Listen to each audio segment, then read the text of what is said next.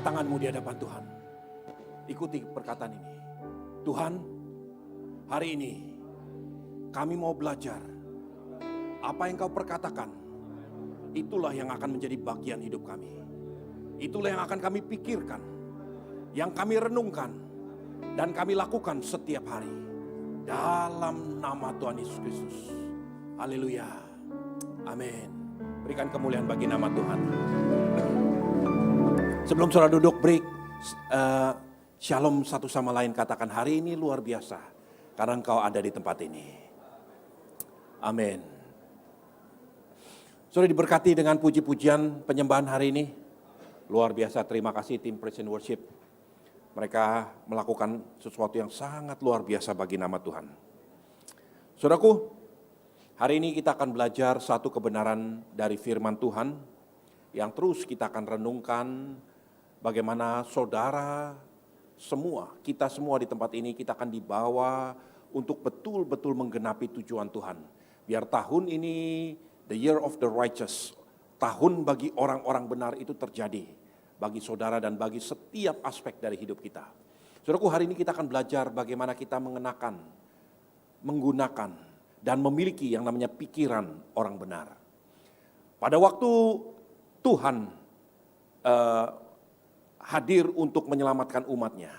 Ada satu rencana besar sebelum Tuhan datang. Ada satu pribadi yang disebut dikuasai dengan roh Elia. Tujuannya adalah membuka jalan bagi Tuhan. Kita tahu itu berbicara tentang Yohanes Pembaptis. Ya. Dan orang ini harus melakukan satu pekerjaan, satu perkara untuk membuka jalan supaya Tuhan bisa bekerja dan beracara dalam hidup manusia. Saudaraku, coba perhatikan apa yang firman Tuhan katakan di dalam Lukas 1. Lukas 1 ayat 16-17, silakan. Lukas pertama ayat yang ke-16 sampai yang ke-17, demikian firman Tuhan. Ia akan membuat banyak orang Israel berbalik kepada Tuhan Allah mereka. Dan ia akan berjalan mendahului Tuhan dalam roh dan kuasa Elia untuk membuat hati bapa-bapa berbalik kepada anak-anaknya dan hati orang-orang durhaka kepada pikiran orang-orang benar. Dan dengan demikian menyiapkan bagi Tuhan suatu umat yang layak baginya. Saudara, perhatikan apa yang firman Tuhan katakan. Sebelum Tuhan Yesus memulai satu pelayanannya di bumi, ada satu pribadi yang dipakai Tuhan untuk membuka jalan bagi Tuhan. Dan firman Tuhan katakan dia akan dikuasai oleh roh Elia. Kenapa dikuasai oleh roh Elia? Kenapa bukan roh Musa atau roh Yesaya atau roh Yeremia dan yang lain sebagainya? Elia adalah satu pribadi yang dalam hal pengurapan Tuhan tidak ada masalah sama sekali. Tuhan beracara begitu luar biasa dalam hal pengurapan Tuhan kepadanya. Ketika dia berkata api turun dari langit, api turun dari langit. Ketika dia berkata jangan hujan, hujan pun tidak turun. Ketika dia katakan sekarang hujan boleh turun, hujan akan turun. Saudaraku, betul-betul orang ini dikuasai oleh satu pengurapan yang sangat luar biasa. Tetapi pada satu titik dalam hidupnya, dia begitu tertekan, dia begitu mengalami satu ketakutan. Ketika dia tertekan, tiba-tiba ada sesuatu yang terjadi dalam pikirannya. Dia berpikir hidupnya akan hancur, akan sia-sia. Dia bahkan berkata, biarlah aku mati saja. Dia bahkan mencelakakan atau mengutuki dirinya sendiri. Orang yang sangat diurapi Tuhan, pikirannya bisa berubah ketika tekanan terjadi. Dalam hal itu, kemudian dia mulai berandai-andai. Dia mulai memikirkan bagaimana dia melakukan perkara-perkara yang sebetulnya menurut dia sesuai dengan rencana Tuhan. Dia mulai berpikir satu-satunya orang yang masih hidup, yang terus berjuang adalah dia. Padahal Alkitab sendiri menyatakan ada 70 nabi-nabi yang dipelihara oleh Obaja pada waktu itu untuk yang tetap mempertahankan kebenaran firman Tuhan. Saudaraku, orang ini bisa menjadi gundah gulana dan kemudian Tuhan melawat dia. Ketika Tuhan melawat dia, yang Tuhan rubah adalah pola pikirnya. Dan sejak waktu itu, Elia tidak lagi memikirkan tentang dirinya, tentang pelayanannya. 10 tahun ke depan, atau 10 tahun terakhir daripada hidup Elia, dia hanya memikirkan rencana Tuhan, kehendak Tuhan. Tuhan pakai dia untuk mempersiapkan satu pribadi yang namanya Elisa. 10 tahun Elia berjalan bersama-sama dengan Elisa. Dan tujuannya adalah satu hal, supaya Tuhan mempersiapkan Elisa melalui pelayanan Elia ini. Saudaraku, orang yang seperti ini pun pola pikirnya bisa dirubah. Dan sejak waktu itu hidupnya semakin menaik. Sampai pada puncaknya Elia dipakai Tuhan, diangkat hidup-hidup oleh Tuhan sendiri. Saudaraku, saya ingin ajak saudara untuk memperhatikan kebenaran firman Tuhan ini. Tuhan berkata, sebelum Tuhan Tuhan Yesus memulai pelayanannya, ada satu pribadi yang akan dikuasai oleh roh Elia. Dan orang ini akan melakukan dua hal. Coba lihat kembali ayat yang terakhir tadi, ayat yang ke-17 ya. Dan ia akan berjalan mendahului Tuhan dalam roh dan kuasa Elia. Untuk yang pertama, membuat hati bapak-bapak kembali kepada anak-anaknya. Hal yang pertama akan terjadi adalah pemulihan di dalam rumah tangga. Sebelum Tuhan bisa menjamah sesuatu yang sesuai dengan rencana Tuhan, pemulihan dalam rumah tangga itu terjadi. Yang kedua, dan dengan demikian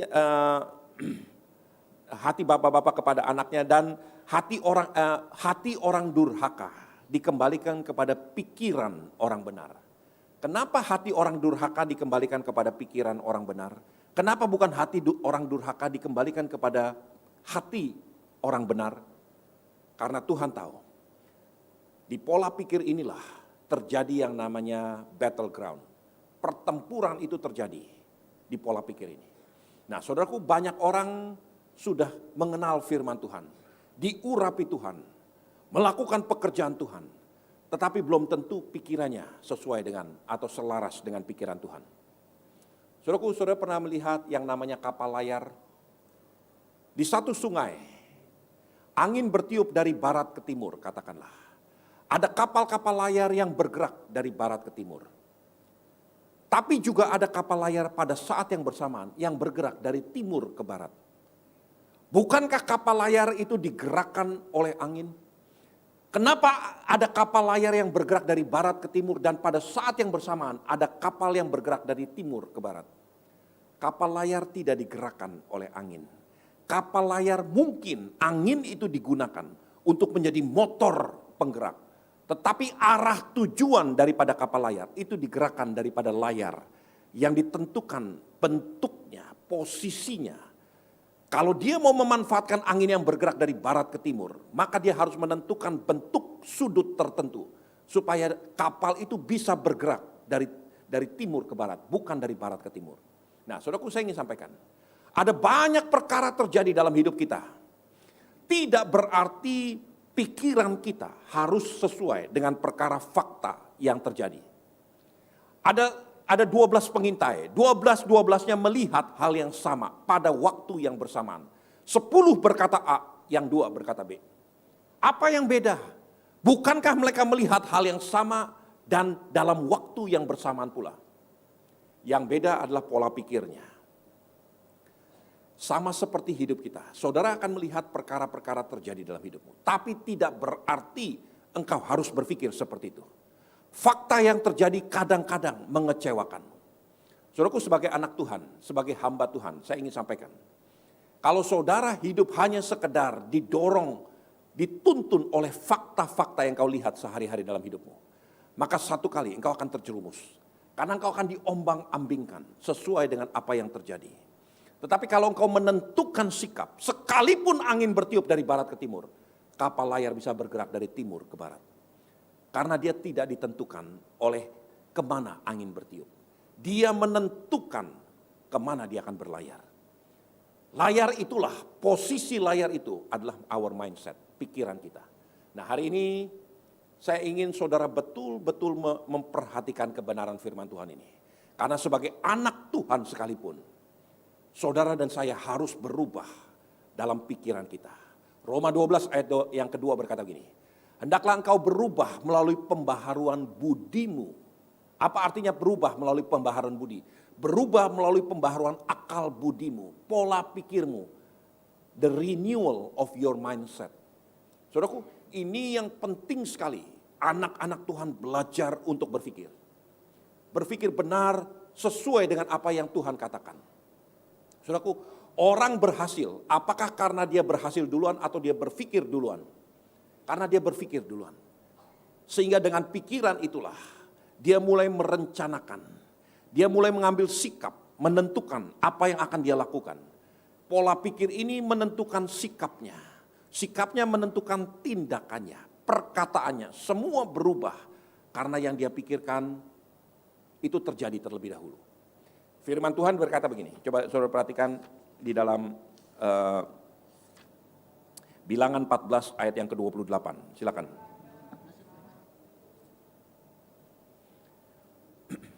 Bilangan 14 ayat yang ke-28, demikian firman Tuhan. Katakanlah kepada mereka, demi aku yang hidup, demikianlah firman Tuhan, bahwasanya seperti yang kamu katakan di hadapanku, demikianlah akan kulakukan kepadamu. Seperti apa yang kau katakan di hadapanku.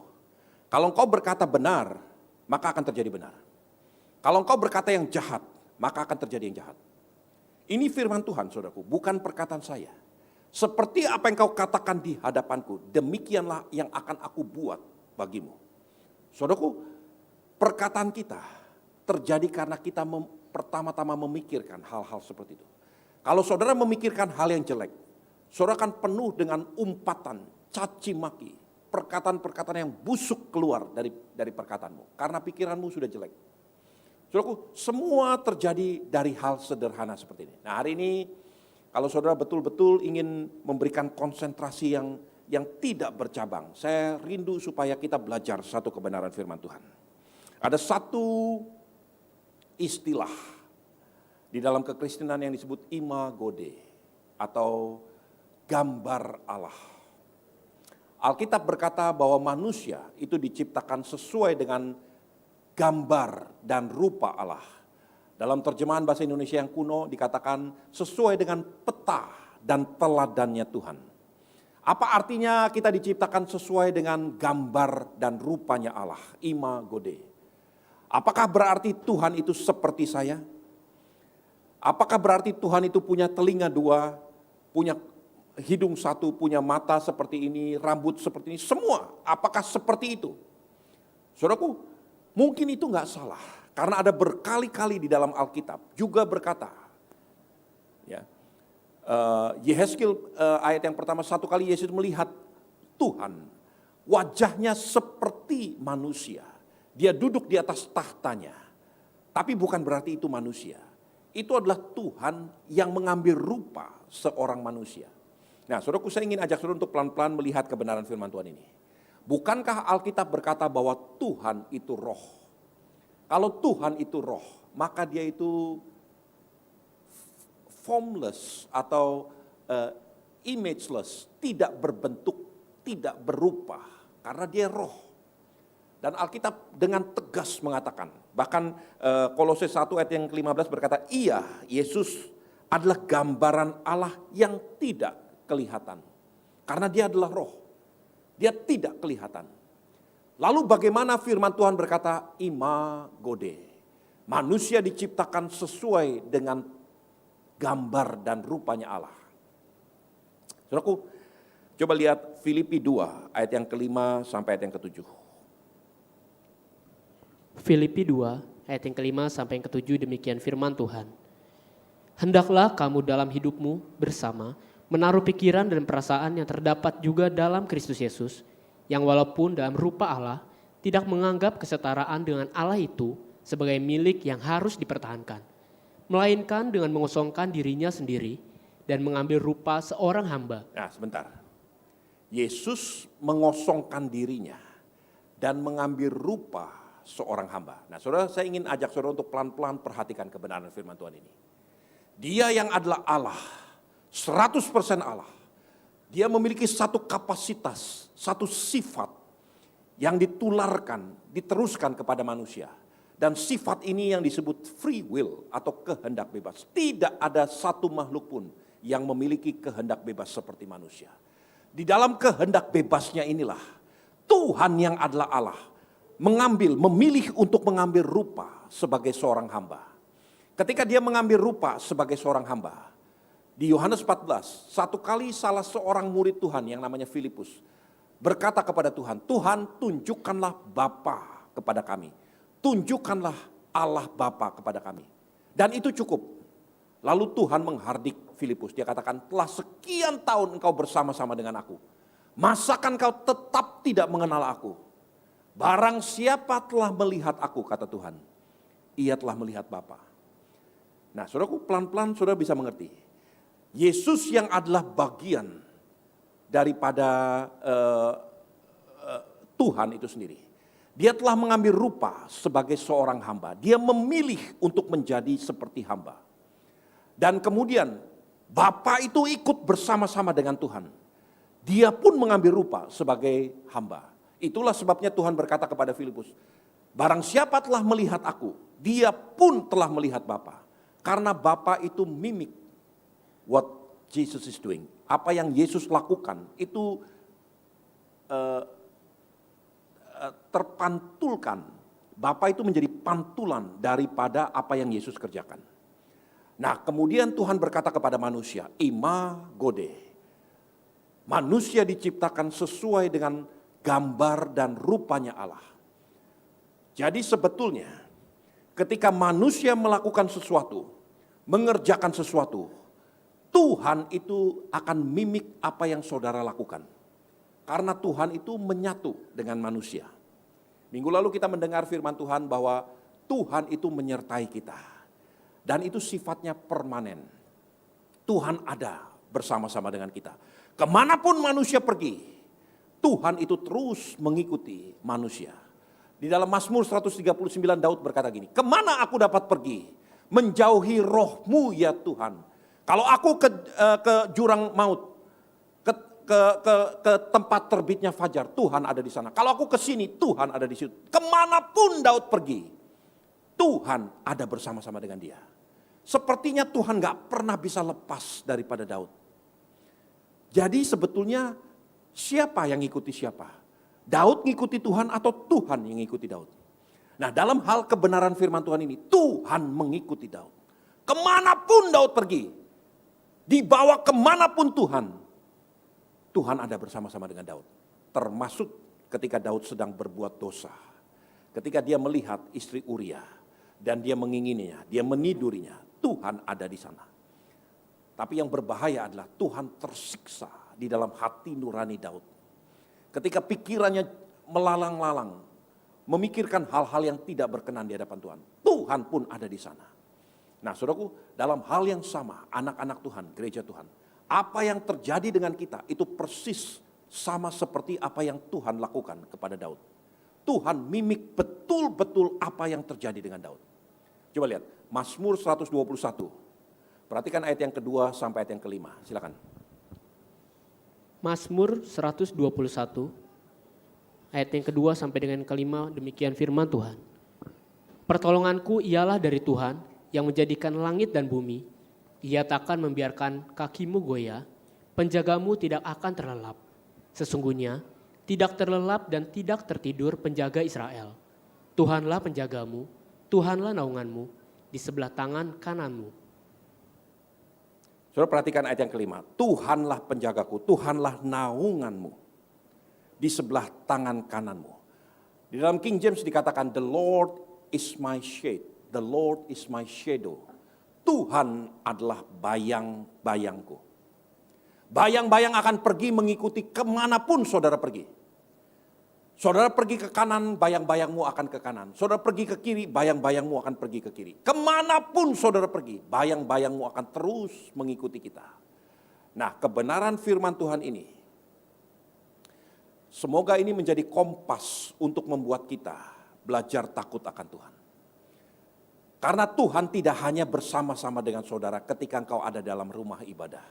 Ketika engkau sedang mengangkat tangan memuji, menyembah Tuhan. Tapi ketika engkau melangkah untuk melakukan dosa, mempersiapkan sesuatu, memikirkan perkara-perkara yang tidak berkenan, Tuhan pun ada di sana.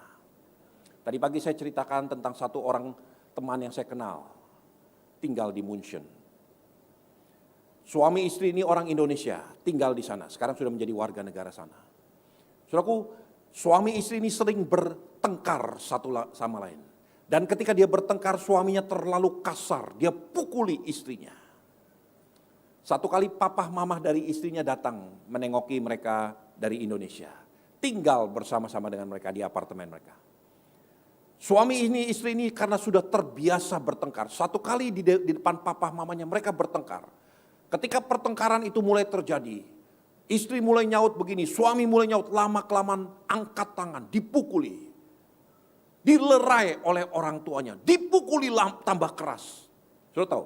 Papa dari sang istri sampai berlutut mencium kaki daripada mantunya sendiri. Dengan berkata, sudah cukup, kalau kamu mau pukuli, pukuli saya, bunuh saya. Daripada kau pukuli anakku di depan mataku. Saudaraku, ini betul terjadi. Saya pun sebagai hamba Tuhan, saya nggak bisa berkata apa-apa. Saudara bisa bayangkan, kalau engkau sedang melakukan sesuatu terhadap yang menyakiti hatinya Tuhan, Tuhan ada di sana. Tapi Tuhan terikat, Tuhan tersiksa karena dia tidak bisa melakukan apa-apa. Karena itu kehendak bebasmu. Tuhan sudah berikan kehendak bebas kepada saudara dan saya. Dan itu akan terjadi. Dan Tuhan sudah berjanji dia akan menyertaimu. Dia ada bersama-sama dengan kau. Kemanapun kau pergi, termasuk ketika kau sedang mau berbuat dosa. Atau sedang berbuat dosa. Ketika kau sedang merencanakan pikiran-pikiran yang kotor. Pikiran-pikiran jahat. Tuhan ada bersama-sama dengan saudara. Saudara bayangkan, saudara yang punya anak. Saudara bayangkan anakmu dipukuli di depan matamu dan kau tidak bisa berbuat apa-apa. Saudara bayangkan pada tahun 98 ada beberapa orang bersaksi.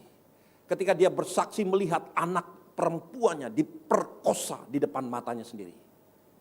Mereka berusaha bunuh diri, nahan nafas untuk mati supaya nggak melihat semua itu. Saudara bisa bayangkan, Tuhan tersiksa ketika melihat manusia sedang melakukan dosa di hadapannya. Karena Tuhan tidak pernah bisa meninggalkan saudara. Itulah sebabnya ketika Tuhan Yesus disalibkan, dia menanggung dosa seluruh umat manusia. Dia menggeliat-geliat di kayu salib.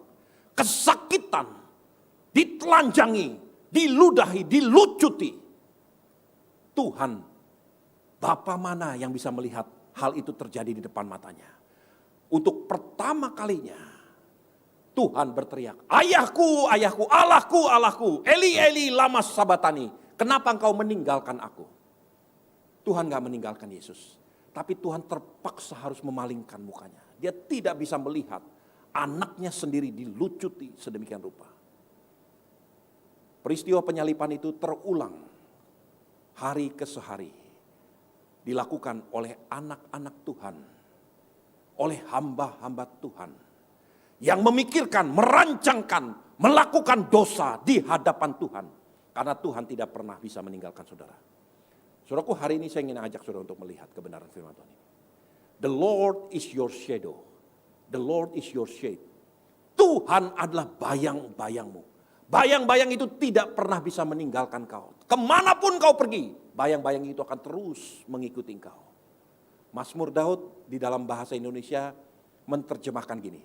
Tuhan adalah naunganmu. Kalau saudara diteriknya matahari, saudara akan berlindung di bawah pohon. Bukan di bawah pohon, di bawah bayang-bayang pohon. Kenapa? Karena bayang-bayang itu akan melindungi saudara dari teriknya matahari. Dan Tuhan katakan, Daud berkata, the Lord is my shadow. Tuhan adalah bayang-bayangku. Dia bukan hanya melindungi aku, tapi dia menyertai aku. Dia mengikuti aku. Nah saudaraku, ini satu perkara yang saya ingin ajak saudara untuk melihat kebenaran firman Tuhan ini.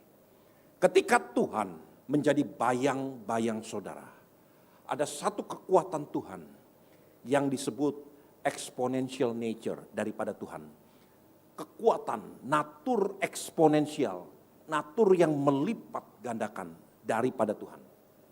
Itu sebabnya firman Tuhan di dalam Wahyu 22 berkata begini. Biarlah yang kudus semakin kudus. Biarlah yang cemar semakin cemar. Yang benar semakin benar. Saudaraku, orang yang berbuat benar akan semakin berbuat benar. yang cemar akan terus dan semakin berbuat cemar. Kenapa hal itu bisa terjadi? Karena ada kuasa eksponensial, pelipat gandakan dari dalam dirimu sendiri untuk melipat gandakan. Saudara yang terbiasa, saudara mengerti apa arti kecanduan? Kenapa orang bisa kecanduan? Pertama-tama pakai obat sedikit. Lama-lama sedikit tidak lagi berasa, pakai lebih banyak lagi. Lama-lama dosisnya ditambah. Dosisnya terus ditambah. Atau orang yang terkurung dengan alkohol. Minum sedikit, lama-lama ingin minum lebih banyak. Minum lebih banyak sampai muntah-muntah dia gak sadar. Kalau gak minum begitu banyak dia merasa kurang puas. Kenapa bisa seperti itu? Exponential nature. Saudara membiasakan dirimu untuk berlaku cemar, berpikir cemar. Satu kali engkau akan melihat engkau jauh lebih cemar lagi. Saudaraku, berhati-hati dengan kebenaran firman Tuhan ini. Jangan sembarangan. Ada satu lukisan dilukis oleh Leonardo da Vinci. Lukisan The Last Supper yang sangat terkenal. Leonardo da Vinci mengambil contoh figur orang yang bisa dipakai untuk menentukan wajah-wajah orang-orang ini. Yang pertama dia lukis adalah wajah Tuhan Yesus yang ada di tengah-tengah. The center of everything. Dicari di seluruh Italia. Siapa orang yang paling luar biasa? Ditemukan di dalam satu seminari. Seorang anak muda, perangainya begitu sopan, halus, lembut. Perkataannya baik. Wajahnya berseri-seri. Da Vinci hanya ingin melihat air muka daripada anak muda ini. Berbulan-bulan Da Vinci melukis wajah Tuhan Yesus. Dengan kiblat, dengan contoh anak muda ini. Selesai dia salaman, dia katakan terima kasih. Sekarang kamu pulang. Dicari figur kedua untuk melukis mungkin Simon Petrus, melukis Yohanes dan sebagainya. Sampai semuanya selesai, sekarang figur terakhir yaitu Yudas Iskariot. Dicari ke seluruh penjara-penjara bawah tanah, dicari ke seluruh tempat-tempat maksiat, tidak ditemukan. Sampai satu kali ada orang berkata, ini ada satu penjahat sedang menanti untuk dihukum mati. Begitu bengisnya. Air matanya itu begitu jahatnya. Lalu Da Vinci berkata, oke, panggil orang itu. Saya minta izin kepada negara untuk melihat, menginspirasi saya supaya saya bisa melukis wajah daripada orang yang begitu tega menjual Tuhannya sendiri. Orang ini dibawa dengan diborgol, duduk di hadapan Da Vinci. Da Vinci melukis wajah Yudas Iskariot dengan gambar air muka daripada penjahat yang hendak menantikan hukuman mati. Begitu selesai, Da Vinci berkata, terima kasih, kamu sudah memberikan inspirasi kepada saya. Orang ini berlutut dan berkata, Da Vinci, Da Vinci, apakah engkau lupa siapa saya? Beberapa tahun yang lalu, engkau menggunakan wajah saya untuk melukis Tuhan Yesus. Tapi dosa mulai masuk. Dan ketika dosa masuk, dosa berlipat-lipat ganda, terus berlipat-lipat ganda, sampai satu kali. Begitu jahatnya, sampai tidak dikenali wajah yang sebenarnya. Saudaraku, kalau itu pernah terjadi bagi manusia, itu juga bisa terjadi bagi saudara dan bagi saya. Jangan sepelekan, yang cemar akan semakin cemar, yang benar akan semakin benar. Jangan sepelekan hidupmu, jangan sia-siakan hidupmu. Saudaraku, perhatikan firman Tuhan. Filipi 4 ayat yang ke-8. Filipi 4 ayat yang ke-8, demikian firman Tuhan. Jadi akhirnya saudara-saudara, semua yang benar, semua yang mulia, semua yang adil, semua yang suci, semua yang manis, semua yang sedap didengar, semua yang disebut kebajikan dan patut dipuji, pikirkanlah semuanya itu. Saudaraku, ini firman Tuhan. Semua yang baik, semua yang adil, semua yang benar, semua yang mulia, semua yang disebut kebajikan, pikirkanlah semuanya itu. Kenapa firman Tuhan mengajarkan seperti ini? Karena inilah cara supaya Tuhan bisa masuk dalam hidup saudara. Ketika roh Elia berkuasa dalam diri Yohanes Pembaptis, dia akan membuka jalan bagi Tuhan. Rencana-rencana besar yang Tuhan rencanakan bagi manusia, bagi umat manusia, Itu terbuka ketika Tuhan Yohanes dalam roh Elia ini membuka, bukan hanya membalikan hati bapak-bapak kepada anak-anak, tapi juga hati orang durhaka kepada pikiran orang benar. Jadi semua yang mulia, semua yang baik, semua yang adil, semua yang sedap didengar, semua yang disebut kebajikan, pikirkanlah semuanya ini. Ini akan membuka kesempatan bagi kemuliaan Tuhan dinyatakan dalam hidupmu. Inilah tujuan daripada pelayanan Yohanes Pembaptis. Mengembalikan hati orang durhaka kepada pikiran orang benar. Nah, saudaraku, hari ini saya ingin sampaikan, bagaimana cara saudara berpikir, itu akan menentukan seberapa jauh Tuhan bisa bekerja dalam hidupmu. Sekali lagi, bagaimana cara saudara berpikir akan membuka kesempatan seberapa jauh Tuhan bisa beracara dalam hidupmu. Dan membawa saudara untuk menentukan rencana yang luar biasa dalam hidupmu sesuai dengan apa yang Tuhan ingin kerjakan. Saudaraku, ada seorang ahli fisika, quantum fisik, namanya Niels Bohr. Pada satu ketika dia mendapatkan Nobel Prize untuk quantum fisika. Satu kali Niels Bohr berkata kepada semua orang, kepada para reporter, dia katakan, lihat nih, saya akan ambil jaring dan saya akan tempatkan di dalam satu lautan luas begitu rupa. Beberapa bulan kemudian, jaring yang di dalamnya ada umpan-umpan diangkat kembali. Dan penuh dengan ikan-ikan. Lalu Niels Bohr berkata begini, saya bisa mengambil satu kesimpulan. Tidak ada ikan yang ukurannya di bawah 3 cm di seluruh lautan ini. Loh, kok bisa? Lihat, berbulan-bulan jaring ini ada di dalam lautan. Tidak tertangkap satupun ikan yang besarnya di bawah 3 cm. Seluruh orang berpikir, wah ini ilmu apa ini? Lalu ada anak kecil berkata begini, karena lubang jaring itu 3 cm, maka ikan-ikan yang ukurannya di bawah 3 cm pasti keluar. Nah, kemudian Niels Bohr berkata gini, perhatikan perkataan sederhana anak kecil ini. Ukuran yang kau pakai untuk berpikir akan menentukan fakta yang akan kau terima.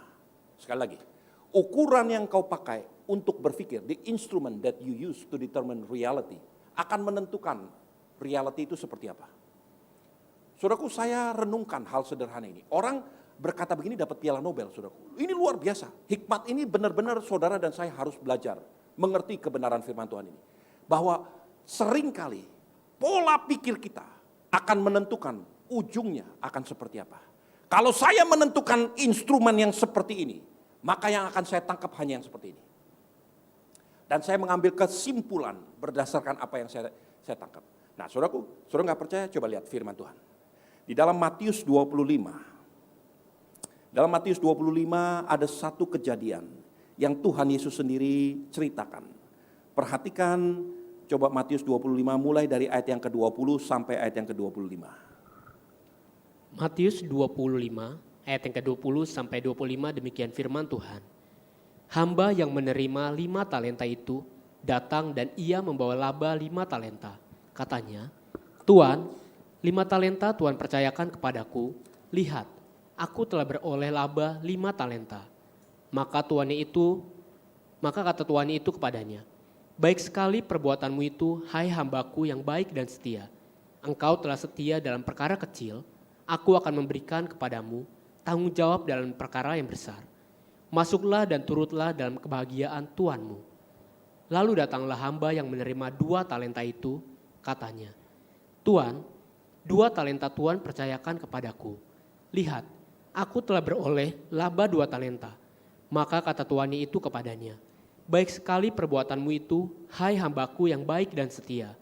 Engkau telah setia memikul tanggung jawab dalam perkara yang kecil. Aku akan memberikan kepadamu tanggung jawab dalam perkara yang besar.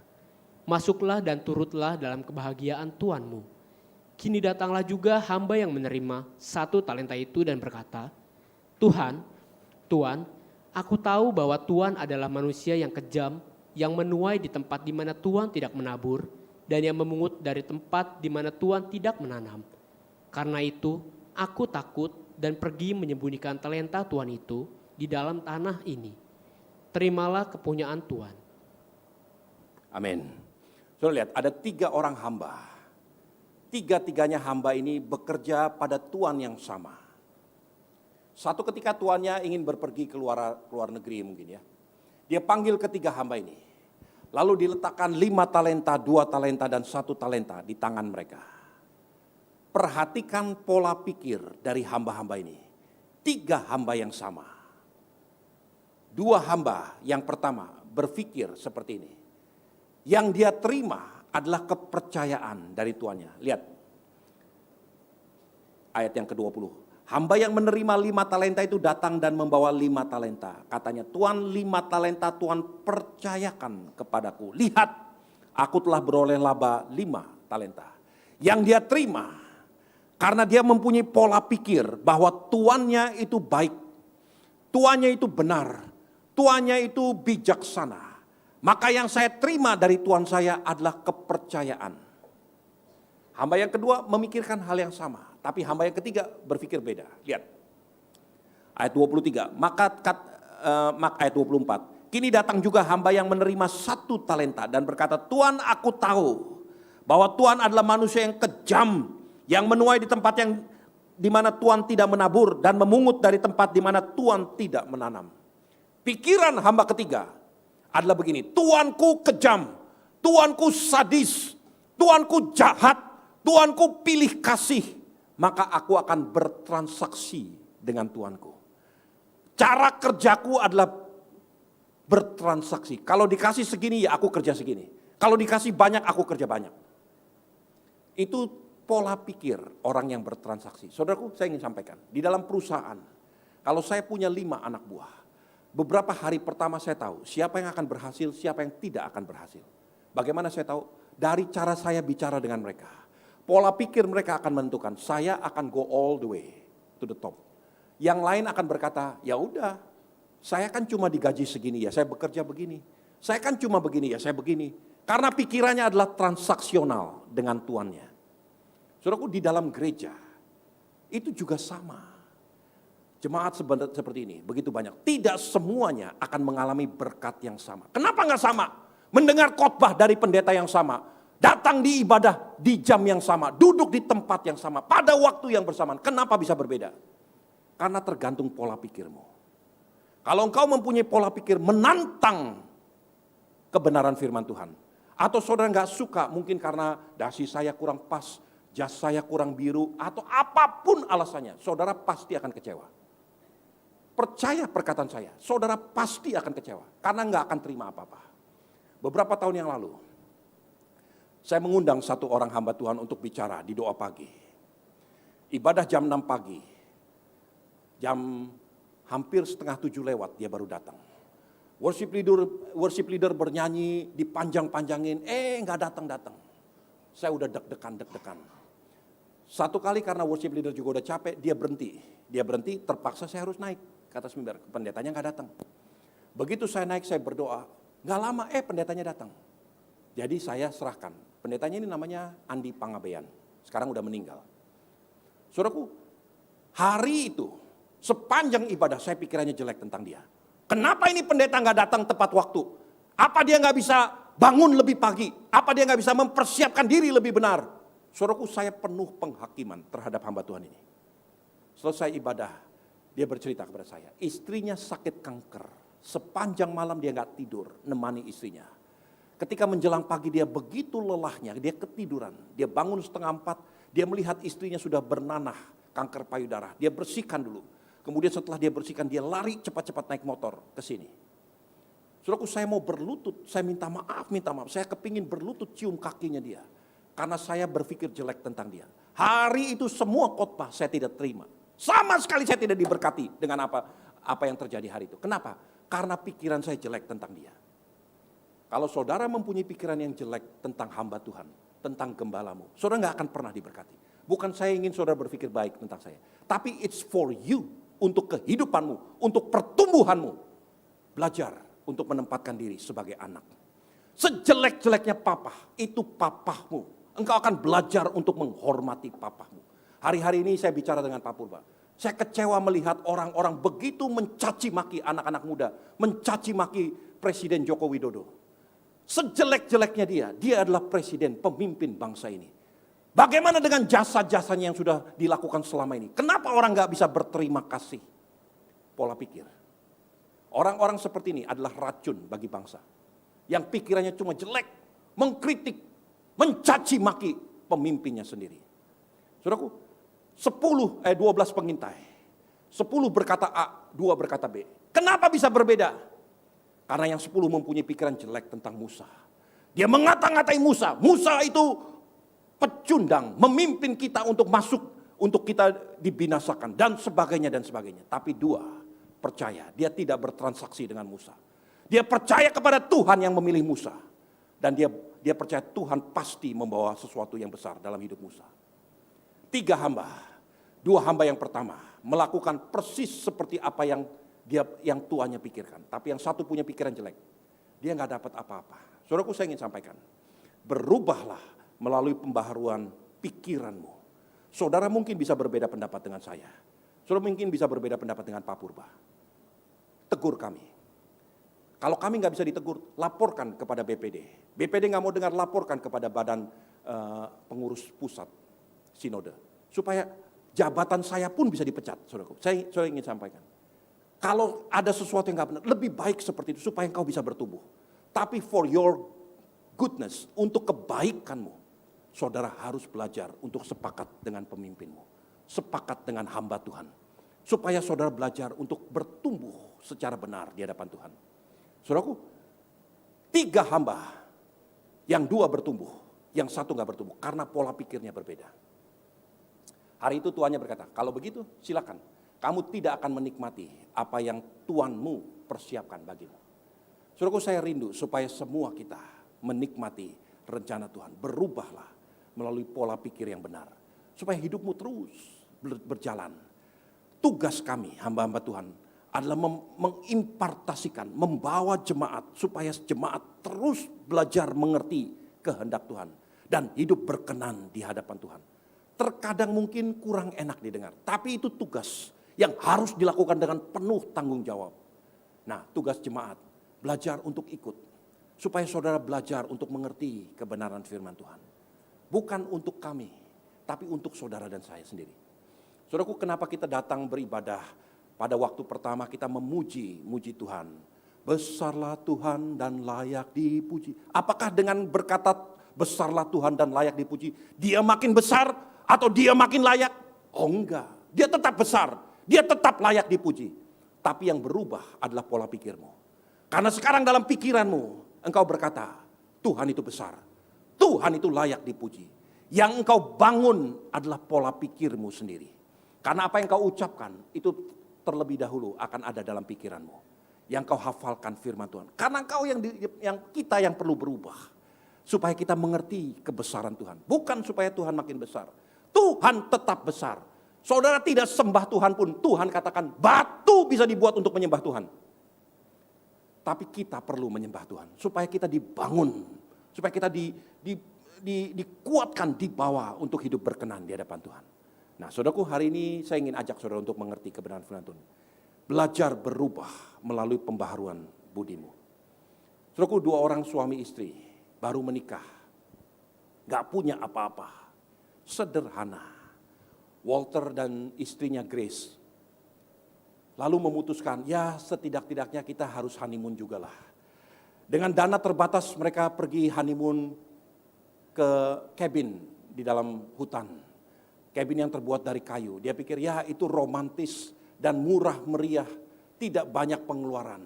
Daripada kita pergi ke Hawaii atau ke tempat-tempat lain. Pasti mahal. Ketika mereka pergi ke cabin, pada malam pertama ada seekor burung pelatuk datang. Sudah tahu burung pelatuk? Coba kasih lihat. Nah, burung pelatuk ini datang dan mematuk-matuk cabin di mana mereka tinggal. Dipatuk-patuk, dibuat lubang. Sehingga sepanjang malam mereka terganggu oleh suara pelatuk yang mematuk-matuk cabin itu. Mereka berpikir mungkin malam kedua akan baik. Ternyata malam kedua burung pelatuk ini datang lagi. Dia sedang membuat sarang. Dia pun mau melakukan honeymoon di cabin itu. Di malam kedua dia terus bekerja sepanjang malam. Sampai malam ketiga, suami istri ini, Walter dan Grace, merasa sangat terganggu dan lelah karena nggak bisa tidur sepanjang malam. Tapi istrinya luar biasa, dia katakan, Walter, this is the best honeymoon yang mungkin manusia pernah dapatkan. We just need to find out how. Kita harus mengerti sekarang bagaimana ini bisa menjadi the best honeymoon. Ya, apa yang baik dari honeymoon ini? Kita menghabiskan 3 malam tidak bisa tidur.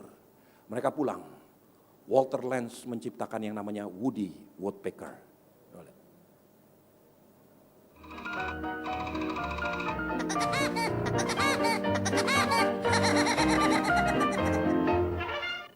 Sepanjang umur Walter Lantz dibiayai oleh penemuan ini. Karikatur film sederhana yang menggoncang seluruh perfilman anak-anak. Wah, begitu luar biasa. Saudara yang seumur-umuran saya dan bahkan lebih tua, saudara tahu film ini. Tahun 1940 film ini mulai diorbitkan, mulai dipropagandakan. Saudaraku, sampai akhir hidupnya. Dari satu Woody Woodpecker yang namanya Walter Lantz mulai menciptakan karikatur-karikatur berikutnya. Saudaraku, Tuhan seringkali bekerja di perkara-perkara yang kelihatannya nggak enak dalam hidupmu. Tetapi kalau engkau mempunyai pola pikir yang benar, we just need to find out how. Ini baik. Kenapa baik? Ya ini yang tugas kita. Untuk menemukan kenapa ini baik. Dalam kesusahan, ini pasti baik. Kenapa itu baik? I don't know. Tapi Tuhan akan tentukan. Tuhan akan buka jalan. Tuhan akan beritahu. Why is it good? Sederhana, saudaraku. Tahun 2018, saya bertransaksi dengan satu orang. Pada waktu itu sapi, saya punya peternakan sapi. Sapi itu terkena penyakit mulut dan kuku. Sehingga sapi itu harus dikarantina di beberapa tempat. Dan selama hampir 12 hari sapi itu dikarantina. Susut tubuhnya. Rugi besar. Saya pikir nggak bisa lagi diteruskan. Apalagi dengan pola begini. Jadi saya tidak mau teruskan. Saya ketemu satu pengusaha. Dia bilang, udah Pak, kita kerjasama begini, begitu dan sebagainya. Dia mau minta 70% saham, saya 30%. Oke, singkat cerita kami setuju. Untuk pola kerjasama ini saya sudah setor bagian saya. Dia lakukan 4 kali lipat dan sebagainya. Sampai tahun 2022, orang itu nggak pernah datang. Uang saya dibawa kabur. Padahal sangat saya butuhkan. Dan dalam keadaan yang terpuruk, makin uang saya dibawa kabur. Aduh, saya kecewa. Istri saya berdoa, dia katakan gini, Tuhan akan tolong, Tuhan akan selesaikan selembar demi selembar. Saya katakan, apa baiknya dengan keadaan seperti ini? Udah jatuh ketiban tangga saya. Lalu kemudian saya, ya udahlah saya coba mulai lagi dengan kecil-kecilan. Saya mau memperbaharui izin usaha saya. Ketika saya perbaharui, kok nggak keluar-keluar? Saya utus satu orang, coba cari tahu kenapa lama sekali ini izin usaha peternakan ini dikeluarkan. Ternyata tanah saya sudah berubah peruntukan. Tadinya perkebunan pertanian, sekarang menjadi perumahan. Hampir 90% tanah itu berubah menjadi perumahan. Kalau saya rubah sendiri, 1 meter kurang lebih 30-35 ribu. Sekarang tanpa saya keluar duit, itu udah berubah. Cuma saya menunggu. Waktu itu saya nggak tahu bahwa dalam proses selama COVID ini terjadi perubahan di BPN. Dan sekarang tanah itu menjadi perumahan. Nah, singkat cerita saya ketemu satu orang lain. Udah Pak, kita kerjasama lagi. Sekarang benarnya begini, tanahnya itu dihargai sebagai tanah perumahan. Yang tadinya sekitar 70 ribu, 60 ribu, sekarang menjadi 350 ribu, tanahnya doang. Dari bagian keuntungannya saya dapat 50%. Saudaraku, sering kali saya nggak mengerti apa yang sedang Tuhan persiapkan. Hal buruk yang terjadi di depan matamu bukan berarti buruk. Karena Tuhan sedang mempersiapkan sesuatu yang lain. Belajar untuk berpikir, Tuhan itu baik. Sekalipun yang saya lihat buruk, Tuhan tetap baik. Ada masa depan bagi hidupmu, ada hari esok bagi hidupmu. Saudaraku, percayalah seperti ini. Karena saya mengalami berkali-kali dalam hidup saya. Tuhan itu baik, tapi yang saya lihat nggak baik. Nanti akan baik. Pada waktunya Tuhan. Tuhan pasti akan peliharamu. Karena dia tidak akan tinggalkan kau. Bapak mana yang akan membiarkan anaknya sampai kelaparan? Saudaraku, satu doa. Nah, ini semua anak-anak Tuhan belajar seperti ini. Satu doa yang saya terus katakan, Tuhan, seperti di Mazmur 42. Saya tidak mau dan tidak rela Tuhan dipermalukan. Sampai orang mengolok-ngolok saya dengan nama Tuhan. Saya belajar betul-betul bahwa orang benar tidak akan kekurangan. Saya nggak mau minta-minta supaya anak cucu saya harus minta-minta. Nggak usah seperti itu. Kalau Tuhan mau memberkati saya, biar Tuhan memberkati. Saudaraku, sampai hari ini saya mau belajar menghidupi Mazmur Daud ini. Dan saya mau saudara juga hidupi seperti ini. Berpikir benar. Allahmu baik. Allahmu menyertaimu. Semua yang baik, semua yang benar, semua yang disebut kebajikan, semua yang adil. Pikirkanlah semua itu. Maka itu akan menjadi bagian daripada hidupmu. Amin. Mari tundukkan kepala. Hamba-hamba Tuhan, mari maju ke depan. Buka hatimu di hadapan Tuhan. Sungguh-sungguh buka hatimu di hadapan Tuhan. Aku punya Tuhan yang besar, yang telah berjanji dan sanggup menggenapi imanku bersepakat percaya padanya. Ku terima sekarang kemenangan darimu. Semua mata tertutup. Hari ini mungkin fakta yang kau lihat berbeda dengan apa yang firman Tuhan katakan. Hari ini kau punya kesempatan. Apa yang kau lakukan, Tuhan akan mimik hidupmu. Kalau engkau memikirkan perkara yang benar, maka yang benarlah yang akan terjadi. Kalau engkau memikirkan perkara yang buruk, maka yang buruklah yang akan terjadi. Sesuai dengan firman Tuhan, the Lord is your shadow. Tuhan adalah bayang-bayangmu. Bergerak sesuai dengan rencana Tuhan. Maka ada satu kekuatan eksponensial yang memampukan melipat gandakan dalam hidupmu. Belajar berpikir benar. Hari ini keputusan di tanganmu. Apakah engkau akan terus mengeluh dan bersungut-sungut kepada Tuhan? Atau berkata, Tuhanku baik, Tuhanku besar. Apa yang Tuhan perkatakan itu benar. Mungkin aku belum lihat sekarang, tapi satu kali aku akan lihat. Rencana Tuhan akan terjadi. Kalau itu keputusanmu, angkat tanganmu di hadapan Tuhan. Letakkan di dadamu masing-masing. Katakan kepada Allahmu, aku punya Tuhan yang besar, yang telah berjanji dan sanggup menggenapi firman-Mu, bersepakat percaya padanya. Ku terima sekarang kemenangan darimu. Tuhan, hamba berdoa untuk setiap hati yang hari ini menumpang tangan di dada masing-masing. Tuhan, kami mau berpikir benar sesuai dengan rencana-Mu. Ajar kami berpikir benar, supaya kami berkata-kata benar, supaya kami bertindak benar, berlaku benar, dan mempermuliakan Bapa di surga. Biar hari ini dan sepanjang hidup kami melihat berkat Tuhan terus mengalir dalam hidup kami. Tuhan kami baik, Allah kami sempurna adanya. Terima kasih Tuhan, dalam nama Yesus. Semua katakan, amin. Aku di